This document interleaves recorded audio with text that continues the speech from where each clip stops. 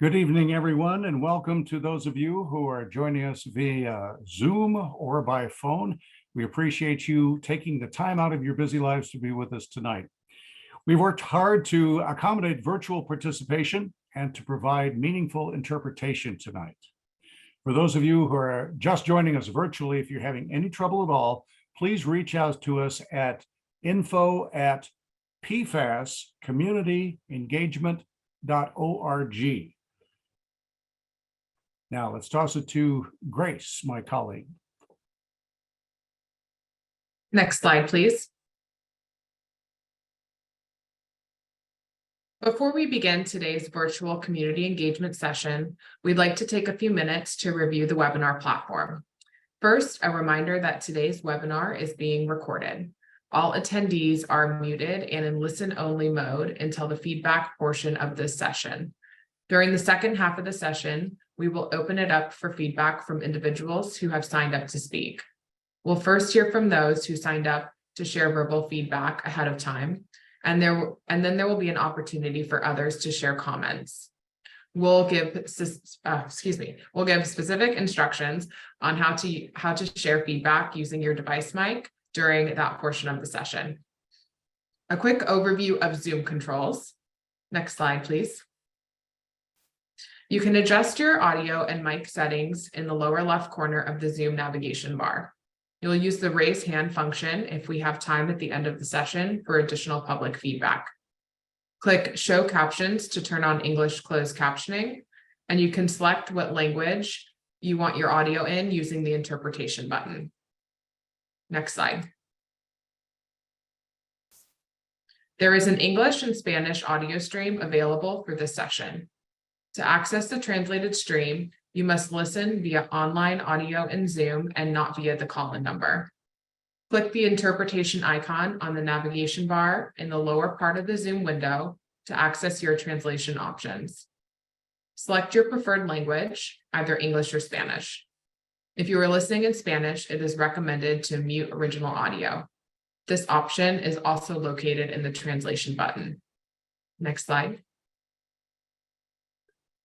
And again, if you require any technical assistance with the Zoom platform, please email info@pfascommunityengagement.org.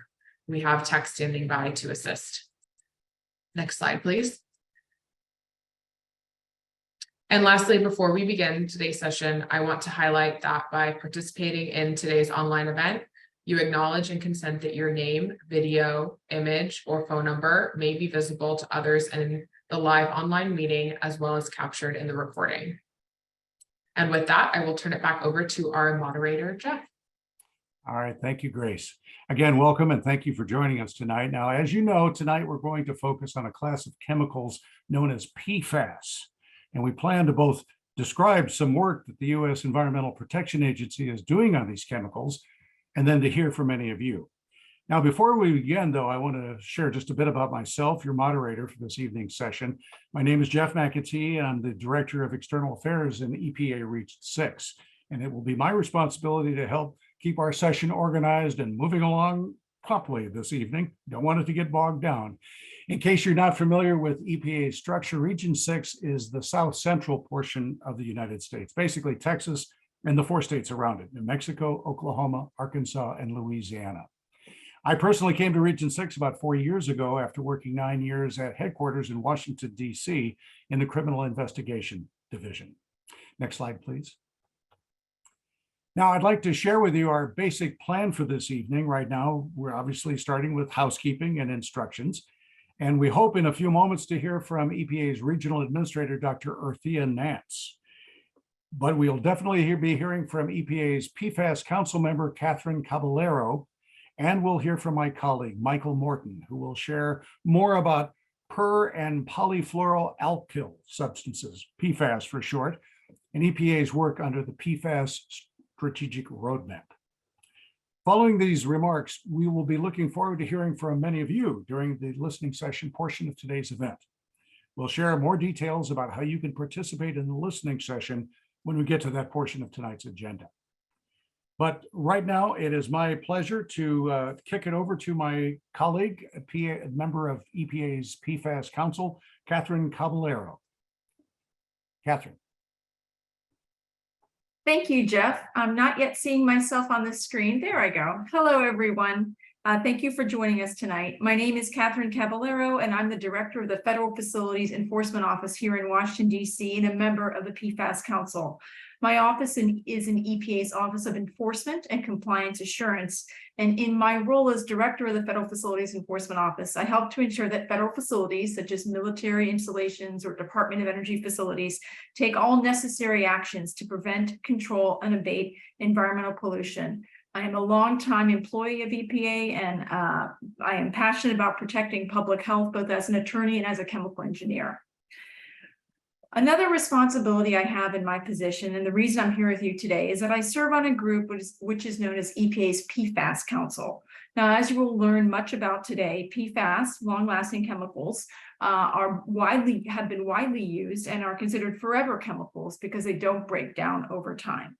Addressing these chemicals and PFAS issues is a top priority for EPA and for our Administrator, Michael Regan. As you'll learn more in a moment, one of Administrator Regan's first actions when he joined EPA in 2021 was to create EPA's PFAS Council. And in creating this council, Administrator Regan asked us to develop an ambitious plan of action to advance science and research, to restrict these dangerous chemicals from getting into the environment, and to remediate the problems in communities across the country. The plan we developed is known as the PFAS Strategic Roadmap, our whole of agency approach to addressing PFAS. You'll hear more about the roadmap in a few minutes. The roadmap sets timelines by which EPA plans to take specific actions across each of our major program areas, not only in my office, the Office of Enforcement and Compliance Assurance, but in other areas as well. And in addition to these program-specific priority actions, we also included a set of actions that cut across our specific program areas. And one of these critical areas is in directly engaging with communities. One of the key reasons that we are holding this session today is due to a recommendation from EPA's National Environmental Justice Advisory Council that we engage with communities in each EPA region. In my job in DC, as I stated, I'm committed and passionate about moving EPA's work forward on PFAS, particularly to address contamination at and near federal facilities. But tonight, it's just as important that I join you here in Region 6 so that I can have the opportunity to hear firsthand about your experiences with PFAS contamination. By listening to all of you, I can have a better sense of how to have the greatest impact through our work.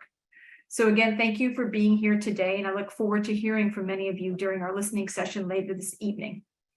And now I would like to turn it to Region 6 lead point of contact on PFAS, Michael Morton, to spend some time walking through EPA's PFAS Strategic Roadmap and setting the stage for our listening session. Catherine. As Catherine indicated, my name is Michael Morton. I work in EPA Region 6 as our Regional Science Liaison to the Office of Research and Development. In this role, I help facilitate communication, collaboration, and technical support between Region 6 and EPA's Office of Research and Development. An additional responsibility of mine is to serve as our point of contact for Region 6 on PFAS issues and to work closely with the PFAS Council to ensure that we are coordinating effectively on PFAS. Tonight, I will share some information about the work EPA has done under the Strategic Roadmap, highlight actions we are planning for the future, and listen as you all share your experiences with PFAS to inform our work in Region 6 and across the country. Next slide, please. As Catherine shared earlier, in April 2021, EPA Administrator Michael Regan established the EPA Council on PFAS and charged it to develop a bold, strategic, whole of EPA approach to protect human health and the environment from impacts of PFAS. The council comprised of senior technical and policy leaders from across EPA program offices and regional offices, and is co-chaired by EPA's Assistant Administrator for Water, Rakita Fox, and EPA's Regional Administrator for Region 1, David Cash. The council met EPA Regan's call through the PFAS Strategic Roadmap released in October of 2021. The roadmap does several things. It includes clear timelines for concrete actions from 2021 to 2024. It fills a critical gap in federal leadership setting a basic floor of federal protection across the country. It supports states' ongoing efforts to tackle PFAS by building critical science, methods, tools, and technologies. It builds on EPA's commitment to restore scientific integrity by making science the foundation of our work. I'll return to the specific commitments in our PFAS roadmap in a few minutes. Next slide, please. Before I share more about EPA's PFAS roadmap, I wanted to spend a few minutes talking about per- and polyfluoroalkyl substances, or as I will refer to them, PFAS, PFAS, and why we are concerned. PFAS captures a large group of synthetic chemicals made by humans that consist of chains of carbon atoms surrounded by fluorine atoms. There are thousands of different PFAS with a variety of chemical structures. Some of these chemicals have been more widely used and studied than others. As examples, this slide shows the chemical structures of two of the most widely used and studied chemicals in the PFAS group, known as PFOA or PFOA and PFOS or PFOS. PFAS have been used in homes, businesses, and industries since the 1940s. They have been and are used by many industries and found in many consumer products due to their useful properties, including stain and water resistance, and their beneficial role in firefighting foam used to extinguish fuel fires. Due to their widespread use, PFAS have been found in soil, water, fish, and air across the country and around the world. Surveys indicate by the Centers of Disease Control and Prevention show most people in the United States have been exposed to PFAS, including measurable levels of certain PFAS in human blood. Most known exposures to PFAS are relatively low, but some can be high, particularly when people are exposed to a concentrated source over long periods of time. PFAS are a concern to human health due to their known or suspected toxicity. Their health effects are better known for some PFAS, such as PFOA and PFOS, but much less well known for others.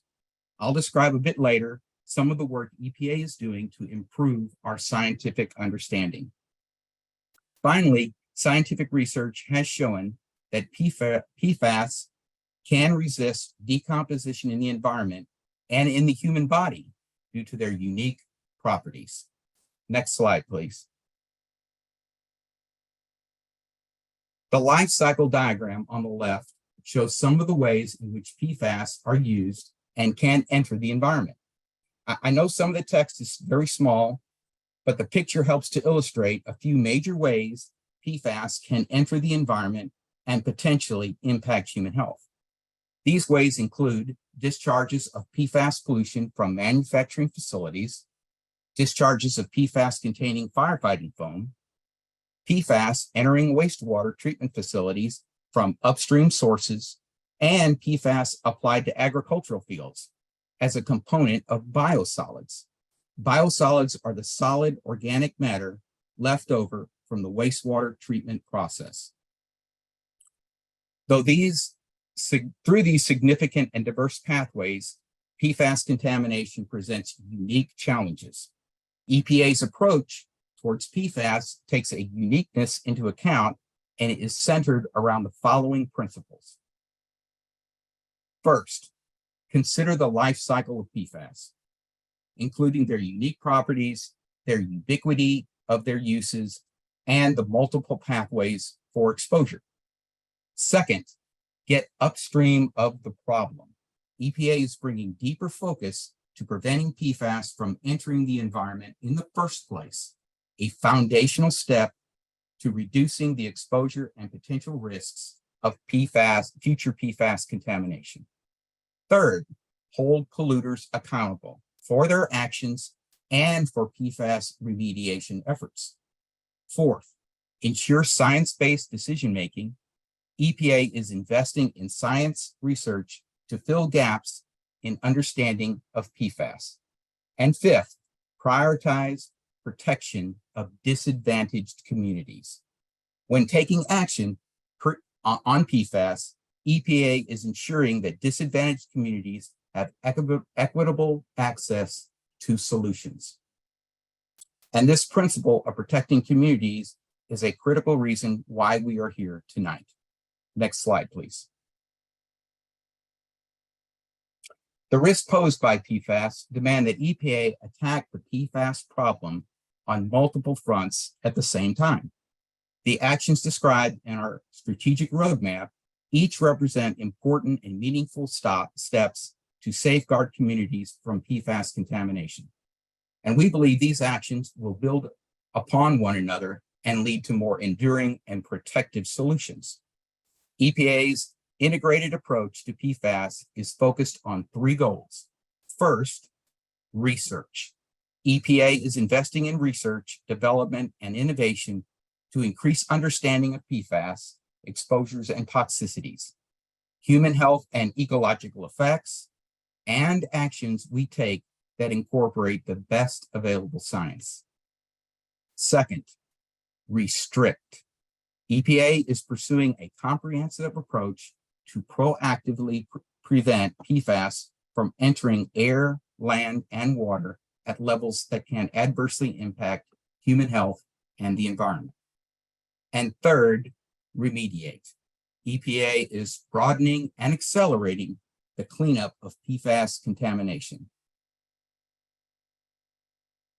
Next slide, please. In the PFAS roadmap, EPA committed to issuing a public report on its PFAS progress each year. In November 2022, EPA released its first one-year progress report summarizing the critical actions we've taken. Since the roadmap's release in October 2021, EPA has taken the following actions, which I'll talk about in greater detail later in the presentation. We've proposed to designate 2 PFAS as hazardous substances under CERCLA, also known as Superfund. We've released drinking water health advisories for 4 PFAS.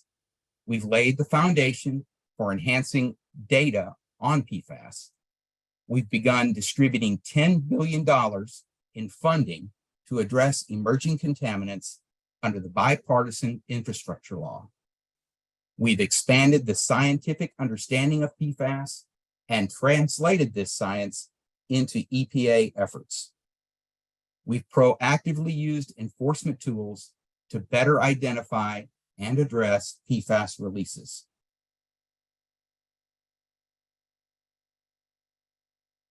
And we've released a set of PFAS analytical tools to publicly share data on PFAS in communities. And finally, we've engaged with federal partners and the public. EPA's PFAS work was informed by public webinars, stakeholder meetings, congressional testimony, and engagement with EPA's federal advisory committees. EPA is also coordinating with its federal agency partners in the Biden-Harris administration to harness the collective knowledge, experience, and capacity of the federal government to address PFAS. In addition to highlighting the actions EPA has taken, one-year progress report also identifies a series of upcoming priorities for 2023, such as proposing a national drinking water standard, which we recently announced March 14th, taking final action on the proposed CERCLA designation for PFOA, PFOA, and PFOS, PFOS, continuing to improve chemical data and safety, restricting upstream PFAS discharges to waterways, addressing PFAS in biosolids, and engaging with communities like we are doing here tonight. I'll cover each of these upcoming actions in a few moments. Next slide, please. Over the next few slides, I will cover some program-specific commitments from various offices here at EPA. As I highlighted earlier, science and research are the foundation of EPA's work on PFAS. EPA is working to improve the scientific understanding of PFAS in 3 primary areas. First, we are working to develop and validate methods to detect and measure PFAS in the environment. Second, we are working to advance the science to assess human health and environmental risks from PFAS. Our scientists are doing the following: developing human health toxicity assessments for additional PFAS, compiling and summarizing available and relevant scientific information, identifying PFAS sources, the way PFAS move in the environment, and the pathways by which people can be exposed to PFAS. And finally, characterizing how PFAS exposure may contribute to cumulative impacts on communities. And third, we are working to evaluate and develop technologies for reducing PFAS in the environment. This work will inform decisions on drinking water and wastewater treatment, contaminated site cleanup and remediation, air emission controls, and end-of-life materials management. Next slide, please. The next area I'll cover is our work to ensure chemical safety. EPA's Office of Chemical Safety and Pollution Prevention is working on many actions to restrict PFAS. And most of these actions fall under 2 laws: the Toxic Substances Control Act, or you may have heard TSCA, and the Toxic Release Inventory Program, which you might know as the TRI program. First of all, EPA is working to deepen our understanding of PFAS categories through the National PFAS Testing Strategy, which EPA released in October of 2021. This testing strategy is a major step towards the game-changing goal of breaking PFAS into distinct categories to direct research, amplify regulatory action, and accelerate technology and policy solutions to restrict and remediate PFAS. Second, EPA is working under its TSCA authorities to strengthen EPA oversight over both new and existing PFAS.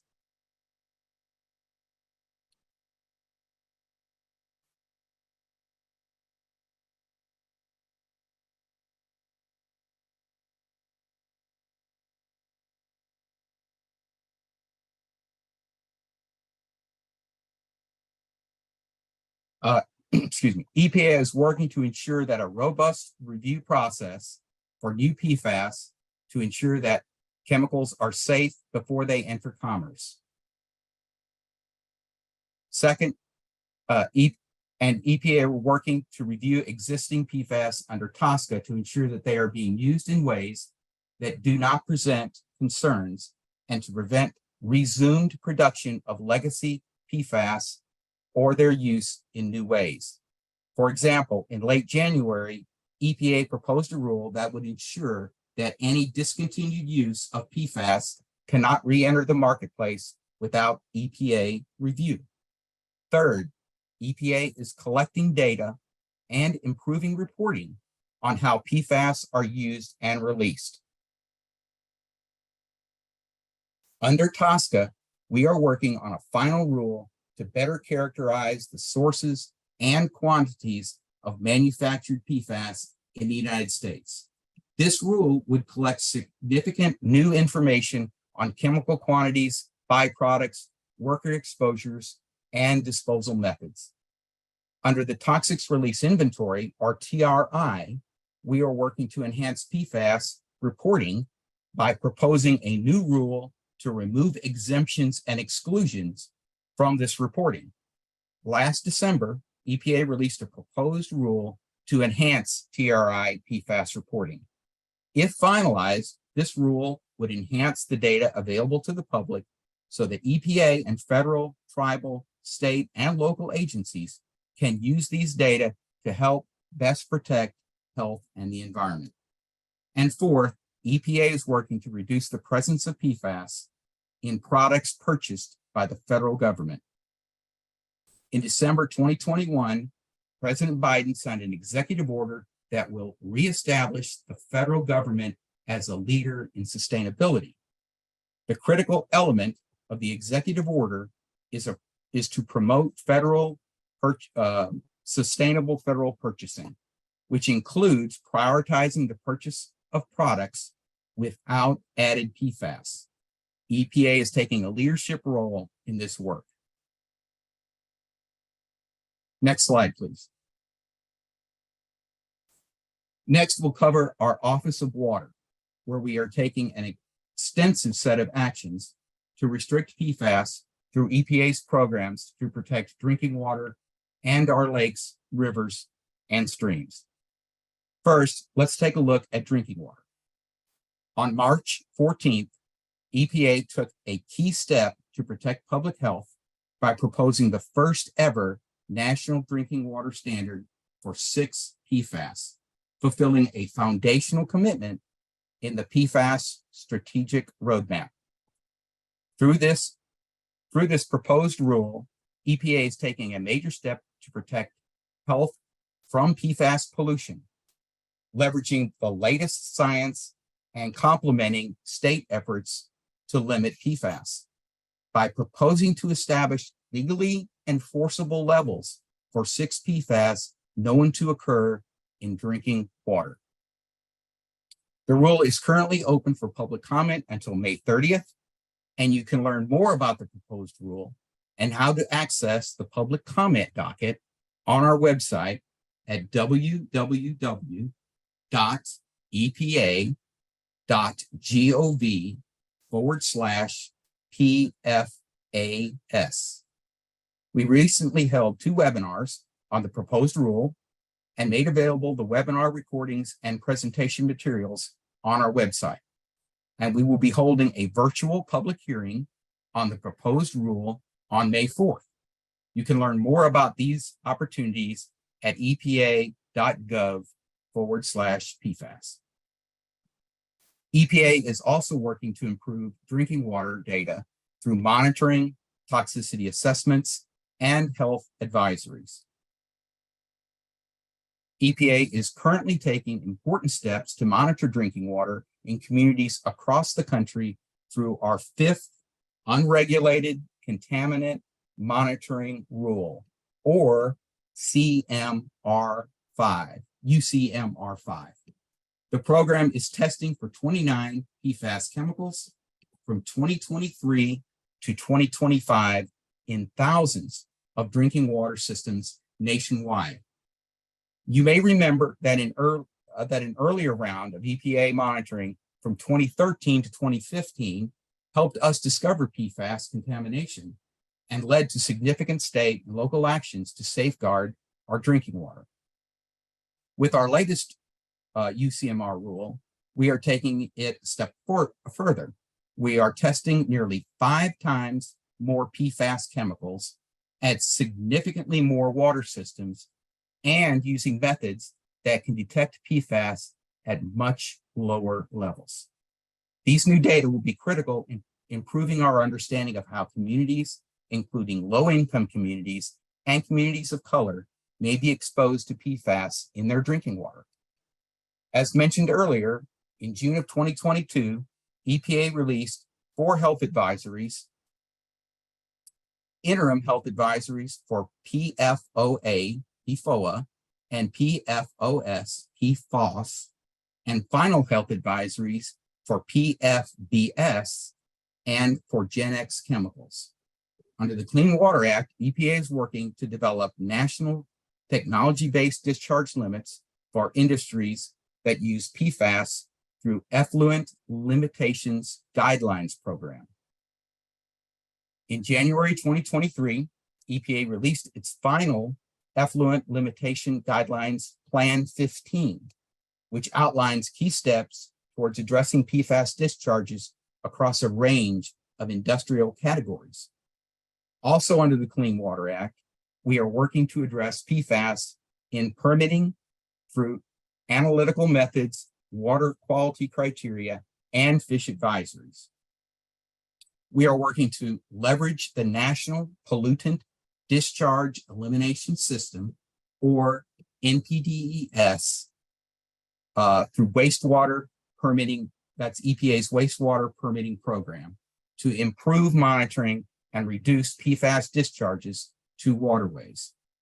In December 2022, EPA released new guidance to states describing how to leverage permits and pretreatment programs to increase monitoring, including at known or suspected dischargers of PFAS. This guidance will enable states to take appropriate steps to restrict PFAS at their source, collect important data on PFAS discharges, and enable communities to work closely with their state permitting authorities to take action where discharges may occur. We're also working on improving analytical methods to measure more PFAS in more places.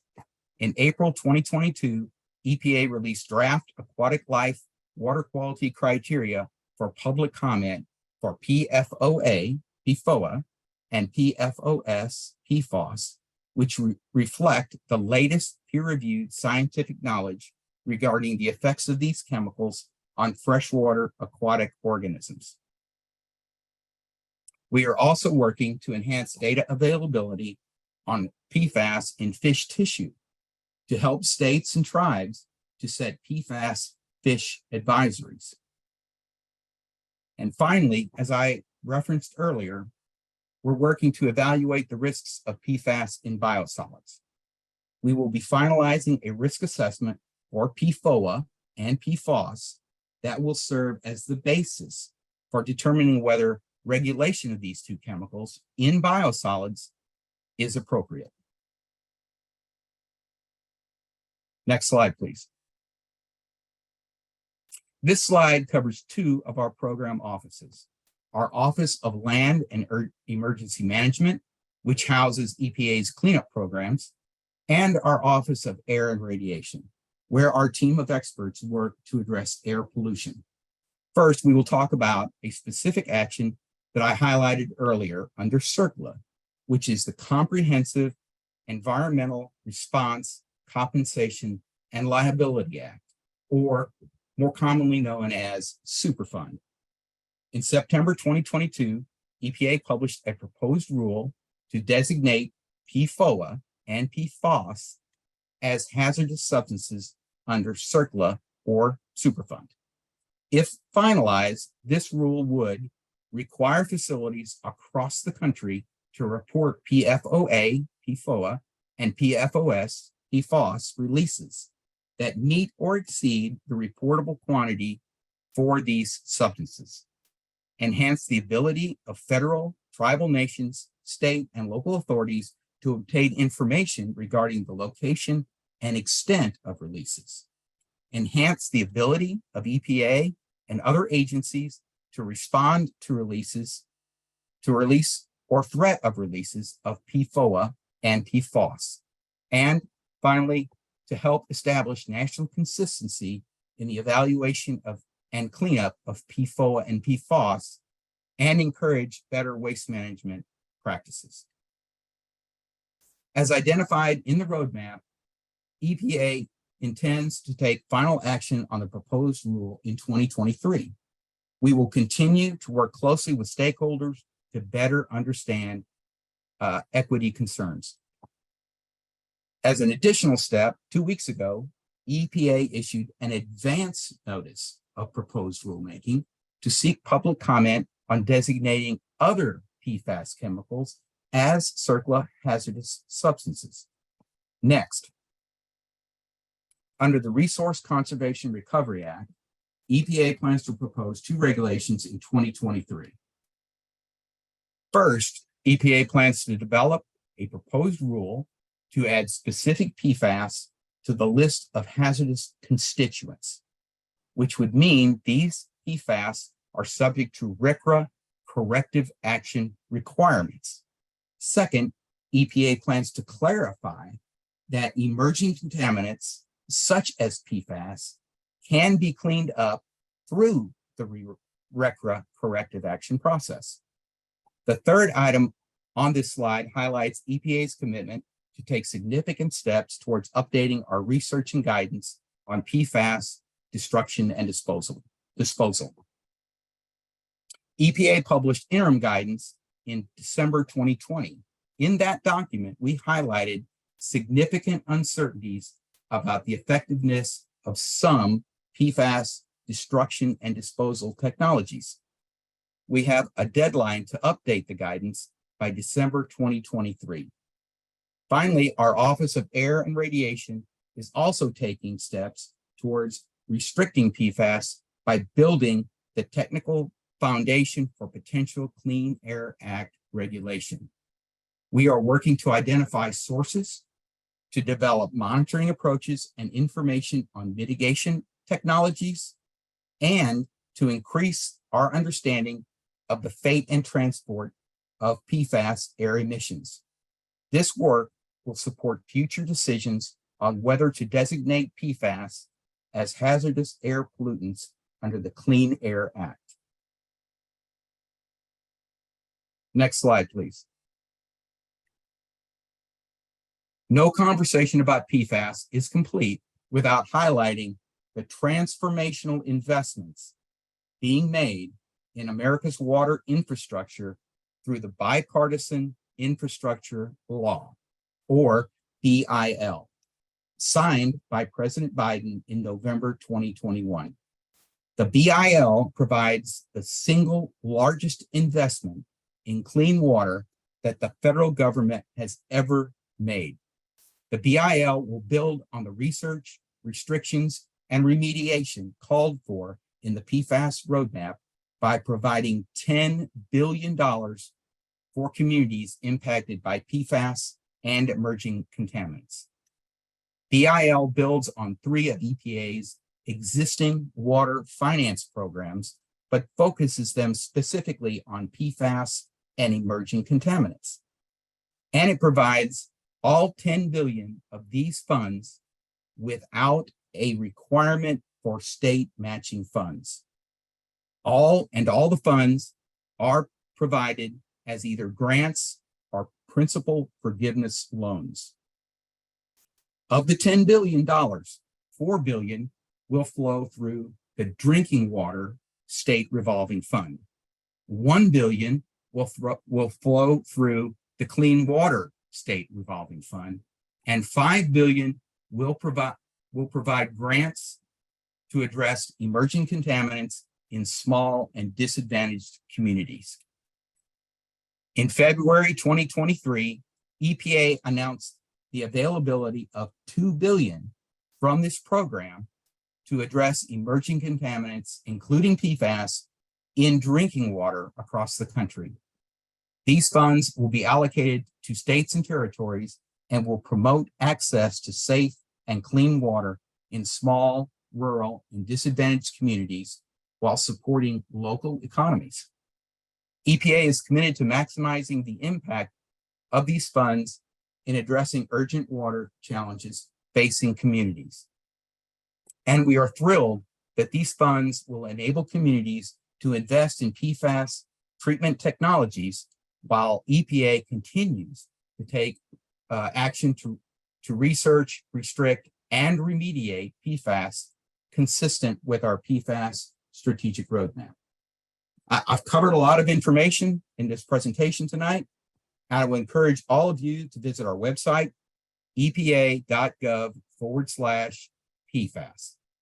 There you can find all of this information and much more on what actions EPA has taken and plans to take on PFAS.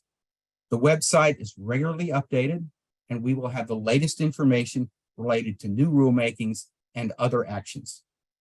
With that, I'd like to turn it back over to our moderator, Jeff, to talk more about the next part of our session. We will hear from you. Jeff? All right, thank you so much, Michael. Now, in a few moments, we'll be providing you with an opportunity for all of those who are interested in sharing your feedback with us. But before we do, I'd like to provide you with just a little background. First of all, I want to emphasize that the feedback you share with us tonight will help inform future actions that EPA takes toward helping communities address PFAS contamination. One important thing to note, however, is that the feedback you share with us tonight will not be considered as part of a formal comment process for any specific action that EPA will take, consistent with EPA's PFAS Strategic Roadmap. If you do have comments on any specific action that we're taking, such as a proposed regulation, I would ask that you provide those comments as part of the formal public comment process that will take place later. And you can learn more about the actions that we've taken at our website, www.epa.gov/PFAS. Now, one other question you might have tonight is, what will EPA do with the feedback that you share with us in this session? Well, first of all, we do not plan to individually respond to the comments and questions that we received tonight. We're just not set up for that. However, we do plan to take back everything that we hear from you tonight, as well as the feedback that we've gathered at other regional listening sessions that we're holding, as well as a session that we held for tribes on April 6th, to inform EPA's future work on PFAS. Now, I'd like to turn it back to our colleague, Grace at LRG, to share some additional details about how our listening session will work. Grace? Thank you, Jeff. We will now be opening this session up for public feedback. First, we'll hear from individuals who have signed up during the registration process. But before we get to those folks, a couple of tips on how to share verbal feedback.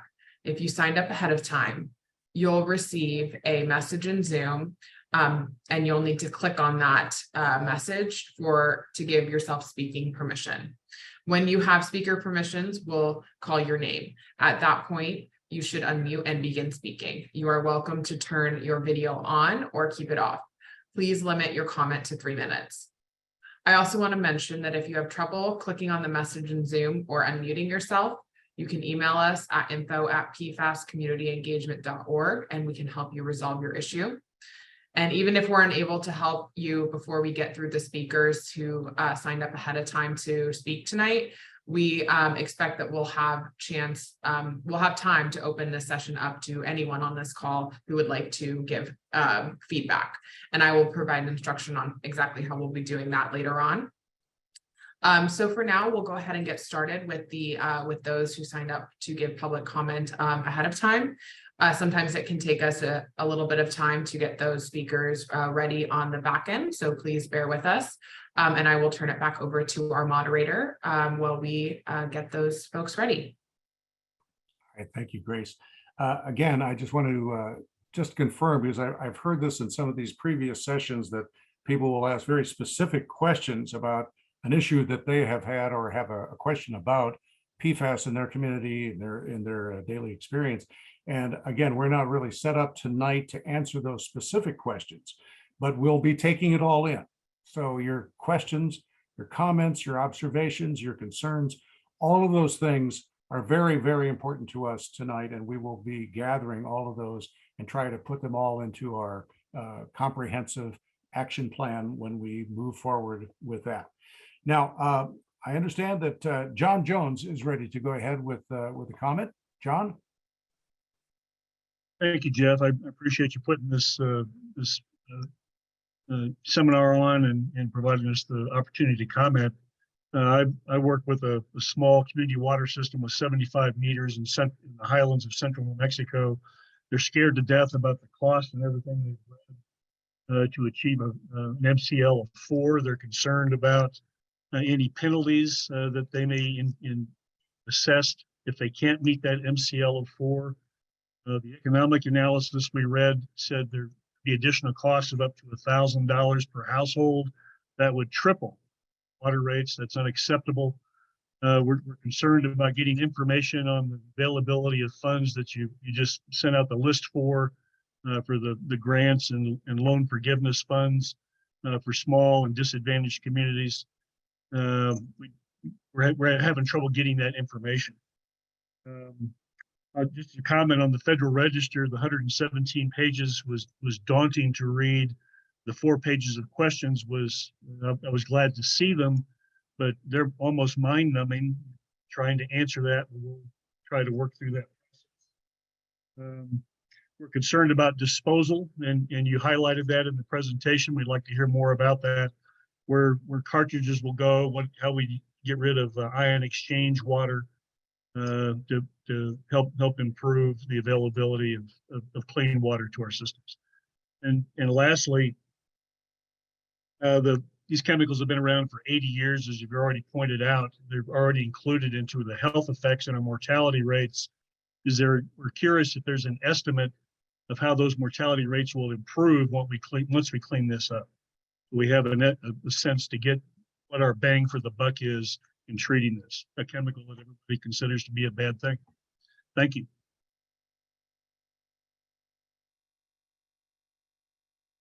All right, thank you so much, John Jones from New Mexico. Appreciate your comments and your feedback. And I just want to mention that for other people who would like to come forward and share their comments and observations with us tonight.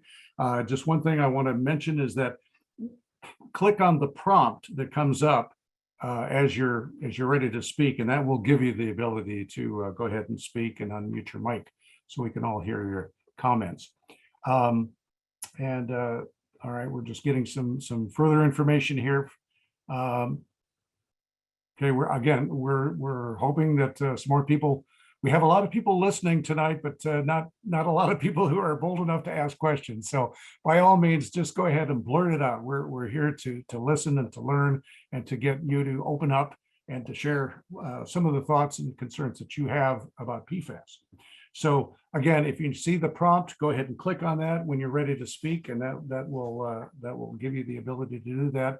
And as I mentioned earlier, when you do share your comments with us, just remember we won't be able to actually answer a question or a specific problem that you want dealt with, but we will be taking this all in. So by all means, let us know, and we will forward this to all the experts at the agency who are dealing with this very important subject.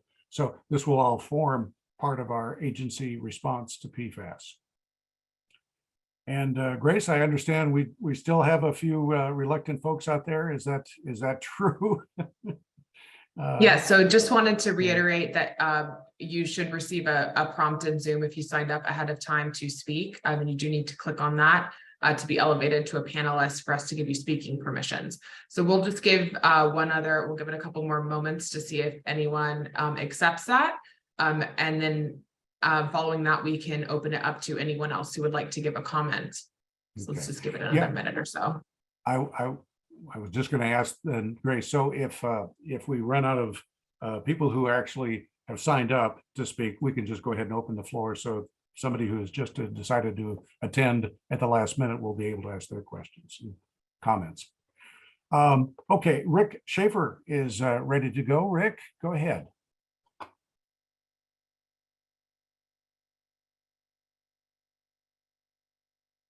Rick, you might be still muted, so you might have to unmute.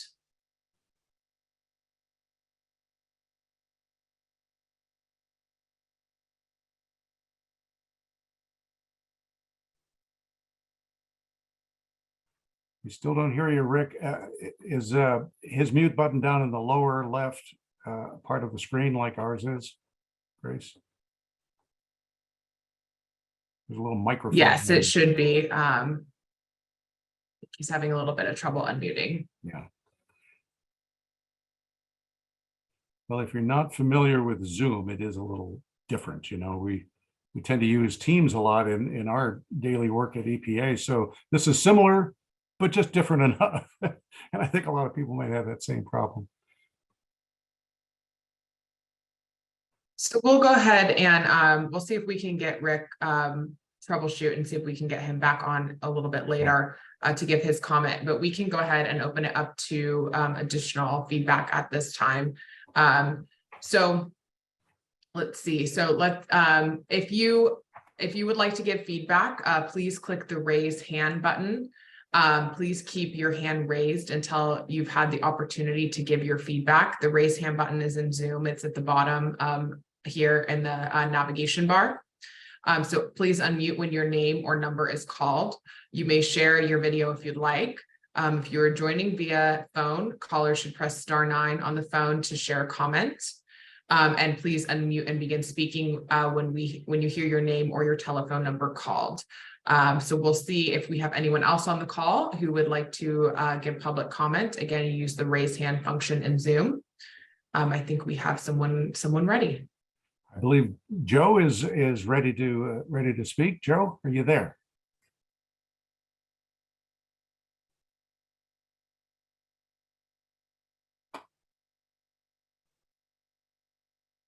Joe, you may be on mute.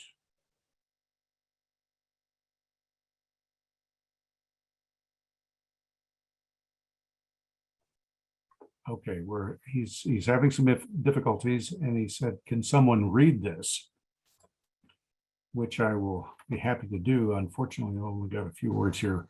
We will be spending. Okay. He says he'll type this out. So pass over him for the moment, and we can come back to his comment a little later. All right, we'll do that, Joe. Thank you. So go ahead and finish typing it up. All right. Anyone else here?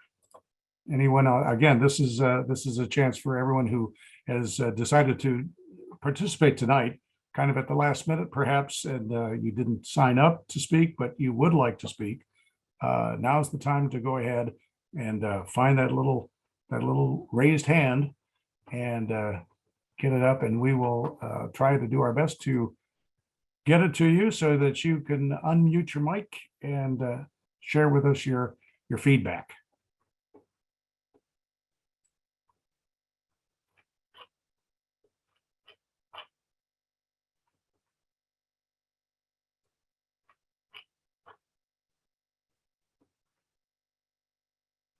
Well, we've come a long way with this virtual environment, but sometimes there's still that dead air that you just hate to hear if you're an old broadcaster. But it's important that we give everybody the chance to try to ask their questions if they can. Grace says we're not seeing any additional hands coming up. Oh, here's one right now. Amir Robinson. Hi, it's Amy. Oh, Amy. Okay, we're sorry about that. No problem. So I am in Oklahoma. My husband and I do private waters management. So we do private pond and lake management for private landowners across Oklahoma. And as of now, we do not have a lab that is certified to do any fish tissue samples of any kind. And I know that's something that's still being devised as of now, but how long do you think it will be until we have those methods available, and when we can expect some efforts to be made in terms of availability for testing for anything besides water? All right. Thank you, Amy. Again, we are not really set up to answer specific questions tonight, but we're taking that all down. So we will Well, and address this. with that being said, I guess my concern or my feedback would just be that, we are definitely interested in staying ahead of the curve in terms of monitoring and private waters, and that, there are quite a few people that are interested in getting certified to do the testing that are independent and private, and that the remediation efforts are of top priority. So while monitoring is important, getting on top of the actual methodology for remediation is also super important. So we look forward to being involved, I think, as a state and as a whole, as a region. So I appreciate you guys letting me speak. You're very welcome. We appreciate you taking the time to be with us tonight and sharing these comments. So thank you. And now Joe, who has written his question or his comment, he said, since we're spending lots of time and money looking at PFAS, PFOA, and all those thousands of individual compounds to determine at what level it is toxic, would it not be faster to take the approach that we did with PCBs and just look at PFAS as compounds as a class? Okay, it's certainly a thought, and I would not begin to know how to comment on that anyway. So I would have to refer you to Michael or Catherine on that. But again, we're not really designed for that tonight, so we can't. But that's a good comment, and I'm sure the the experts will be looking at that. Jeff, I did have Yes. just a quick follow-up on Okay. Joe's comment. I just want to make sure I'm reading it correctly. When I see PFAS C through F compounds as a class, I think you mean carbon fluorine compounds. Just want to make sure we take it down correctly. Okay, so Joe, if you can type in a clarification for us, that would be very useful.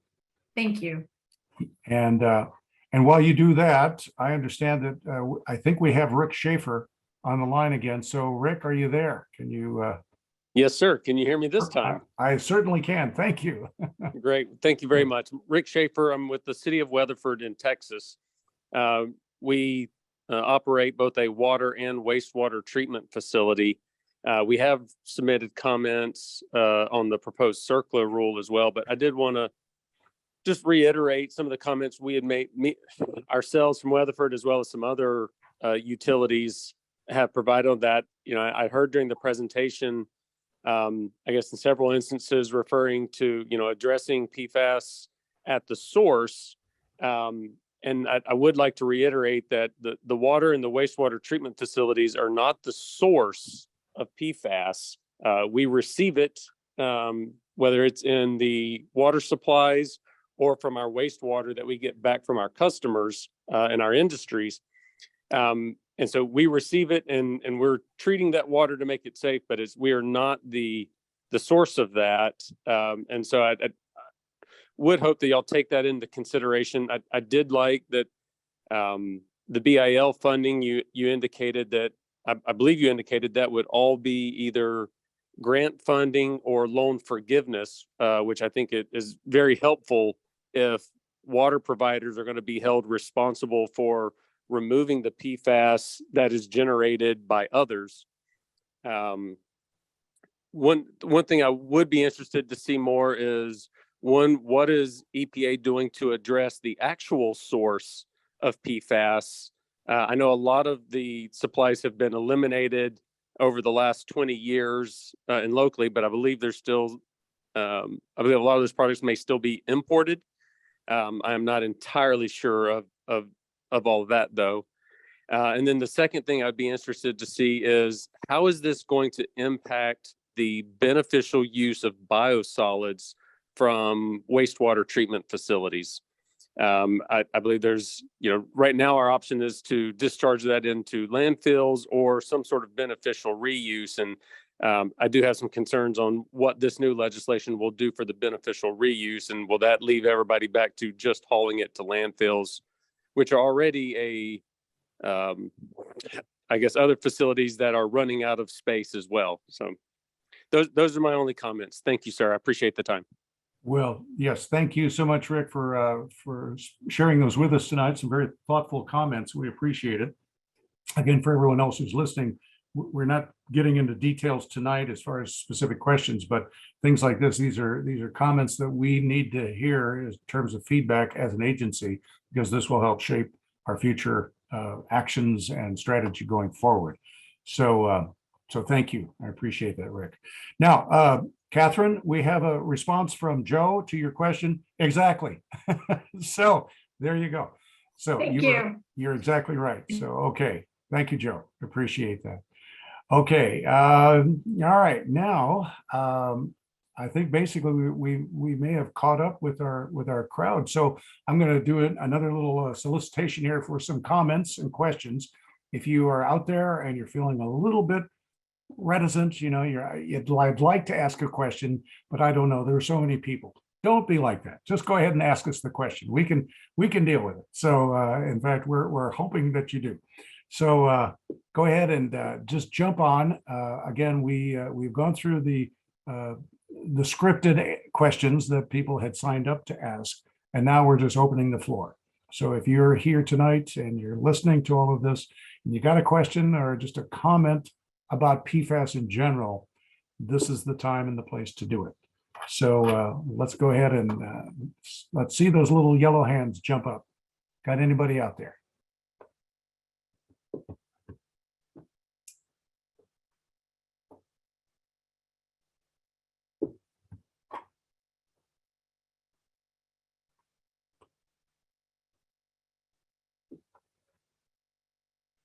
think this is the time when we need a little background music just to kind of set the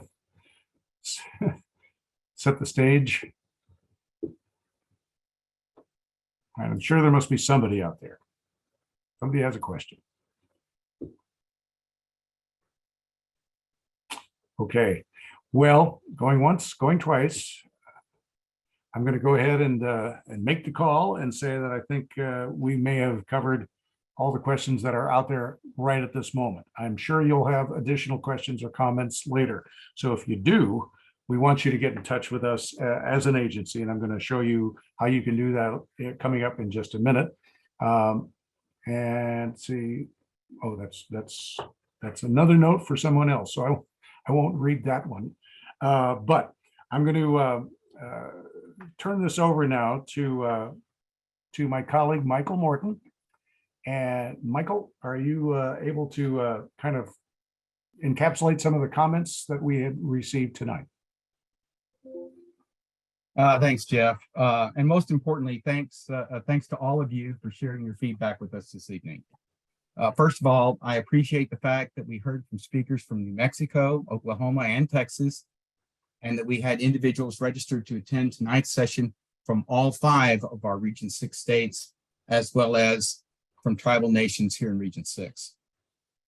We heard about the cost challenges with addressing PFAS, including the context of EPA's recent proposed drinking water regulation and particular challenges for smaller drinking water systems and for wastewater, smaller water systems and smaller wastewater systems. We heard about the importance of addressing PFAS at the source, specifically where these chemicals are manufactured, imported, and used. We also heard about the challenges of disposing of PFAS containing materials and the biosolids. We heard via a typed question, we heard about how we might be able to address PFAS as a class rather than as one chemical, or perhaps as a group of different classes as opposed to one chemical, including how to address total fluorine methods. And we heard about the issues of lab certification, concerns about how long PFAS monitoring methods take to become available, and the strong interest in broadening access to these methods to help with PFAS cleanups. Thank you all again for your participation tonight.